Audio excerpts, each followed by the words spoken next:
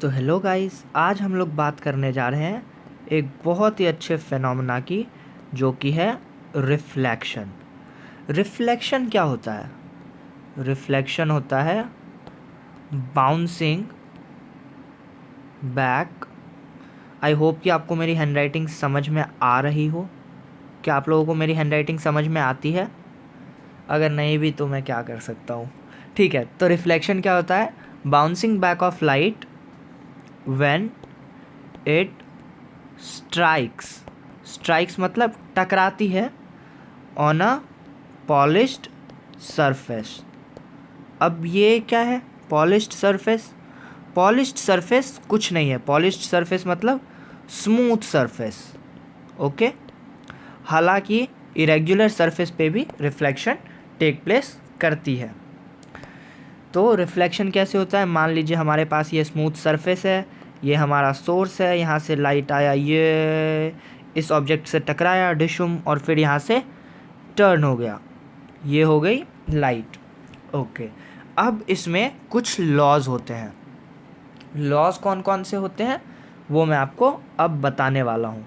तो अब हम करने जा रहे हैं laws of reflection. Laws of reflection. ठीक है। तो रिफ्लेक्शन का सबसे पहला लॉ होता है कि एंगल ऑफ इंसिडेंस, यानी कि angle of incidence is equal to angle of reflection. मैं चाहूँगा कि मैं जो भी लिख रहा हूँ वो आप लोग लिखते जाएं। हालांकि ये बहुत बेसिक चीज़ें हैं, लेकिन इन्हीं बेसिक चीज़ें से आगे हम फॉर्मूलाज बनाएंगे और उनसे क्वेश्चन करेंगे। Angle i is equals to angle r. हमारा दूसरा जो पॉइंट होता है वो हमारा होता है द इंसिडेंट रे। यहाँ इंसिडेंट रे को मैं आई से डिनोट कर रहा हूँ। द इंसिडेंट रे, रिफ्रैक्टेड रे को आर से, reflected ray and normal all lie in a same plane। all lie in a same plane, यानी कि सभी सेम प्लेन में आते हैं at the point of incidence. Okay. अब इसका क्या मतलब हुआ कि angle the incident ray, reflected ray and normal all lie in a same play at the point of incidence. तो अब मैं आपको दिखाना चाहूँगा। ये एक सरफेस है। Let us assume this is a surface. Okay. यहाँ से एक इंसिडेंट रे आई, इससे टकराई डिशुम, यहाँ से यहाँ गई, और फिर यहाँ से एक सीधा सा नॉर्मल। हालांकि मेरा नॉर्मल कुछ ज़्यादा ही टेढ़ा हो गया है। ये नॉर्मल 90 डिग्री होता है, और ये जो एंगल है इसे हम बोलेंगे एंगल आई, और ये एंगल होगा हमारा एंगल आर। अगर आप लोगों को ये पता है तो मेरे साथ प्लीज़ बोलिए, ताकि इससे आप इसे रिवाइज कर पाएँ। तो हम इसे बोलेंगे इंसिडेंट रे, और इसको क्या बोलेंगे? Reflected ray. ओके। क्या आपने कभी सोचा है कि इस बाकी बचे एंगल को क्या बोलते हैं? इस एंगल को क्या बोला जाता है? अगर आप लोगों को पता है तो प्लीज़ कमेंट करें, और अगर नहीं पता है तो मैं बताना चाहूँगा, इस एंगल को ग्लैंस्ड एंगल बोला जाता है। क्या बोला जाता है? Glanced angle. ओके। ये हो गई लॉज ऑफ रिफ्लेक्शन। बहुत अच्छी बात है, हमने लॉज ऑफ रिफ्लेक्शन पढ़ ली। अब हम थोड़ा सा, और बहुत थोड़ा सा, रिफ्रैक्शन की तरफ जाएंगे।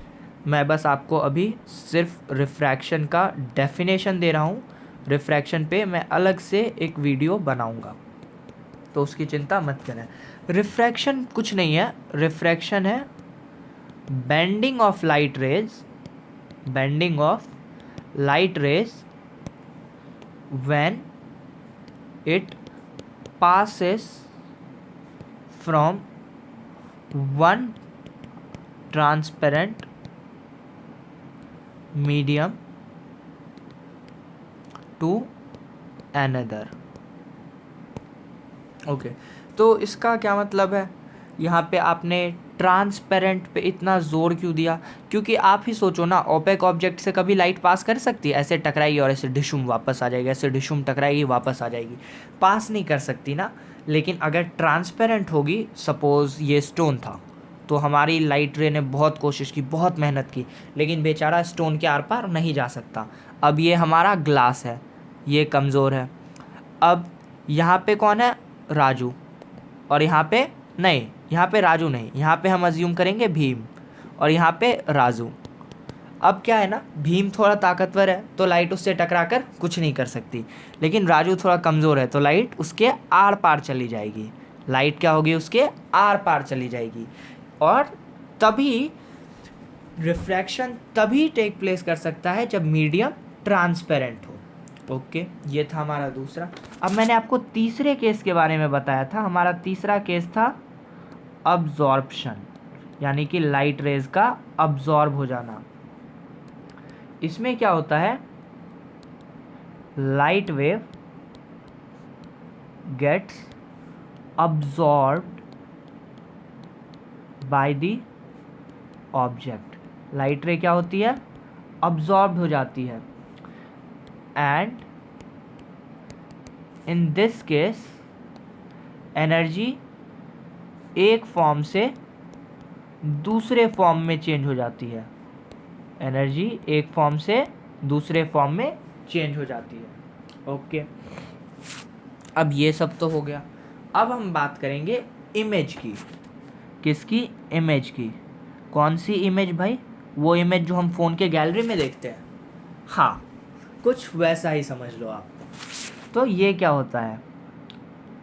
It is a point. ये एक पॉइंट है वेयर एट लीस्ट कम से कम two light rays actually meet और अपीयर टू मीट। अब ये क्या है? अपीयर टू मीट कैसे हो सकता है? हो सकता है, अभी मैं जब इमेजेस को क्लासीफाई करूँगा तब आप इसे समझ जाएंगे। अगर हम इमेजेस देखें तो इमेजेस भी टू टाइप्स के होते हैं। एक होता है रियल, एक होता है इन्वर्टेड। अब मैं आपको यहाँ पे एक्चुअली वर्चुअल लिखना चाहिए था मुझे, मैंने इन्वर्टेड लिख दिया, I am so sorry. Real and virtual. अब मैं आपको रियल और वर्चुअल इमेज में डिफरेंस बताने वाला हूँ। तो अब देखिए, ये लिखा हमने रियल और यहाँ लिखेंगे हम वर्चुअल। ओके, रियल इमेज कब फॉर्म होता है? व्हेन टू लाइट रेज, जब दो लाइट रेज एक्चुअली मीट करते हैं, यानी कि वो अपीयर नहीं हो रहे हैं, वो एक्चुअली मीट कर रहे हैं। और यहाँ पे कब होता है? Appear to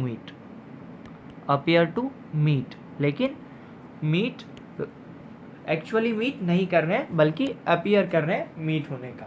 okay, real image जो है, real image can be obtained on screen. Real image को किसी भी स्क्रीन पर ऑब्टेन किया जा सकता है, जो स्क्रीन हम। और ये virtual image can't be obtained on the screen, can't be obtained on the screen. Okay, real image हमेशा इन्वर्टेड होती है। रियल इमेज क्या होता है? इन्वर्टेड होता है, जबकि वर्चुअल इमेज अपराइट बोल लो या इरेक्ट बोल लो, या तो अपराइट होती है या इरेक्ट होती है। ओके, आप बोलोगे ओके, इतने डिफरेंसेस तो हम समझ गए।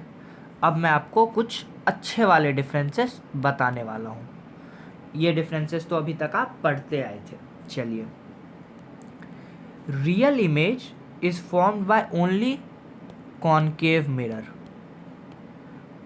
कॉनकेव मिरर से ही रियल इमेज फॉर्म होता है, जबकि वर्चुअल इमेज कॉनकेव, कॉन्वेक्स या फिर प्लेन मिरर से भी फॉर्म किया जा सकता है।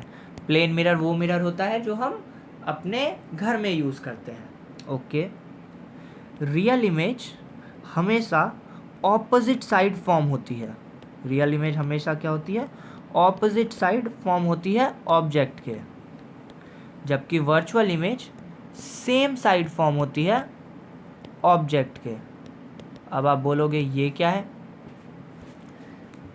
तो ये जब मैं आपको आगे इमेजेस फॉर्म्ड बाय मिरर्स पढ़ाऊँगा तो उसमें आप इसे ज़्यादा अच्छे से समझ पाएंगे। चलिए गाइस, तो अभी इस वीडियो को यहीं बंद करते हैं और हम आपसे मिलेंगे अगले वीडियो में। Thank you.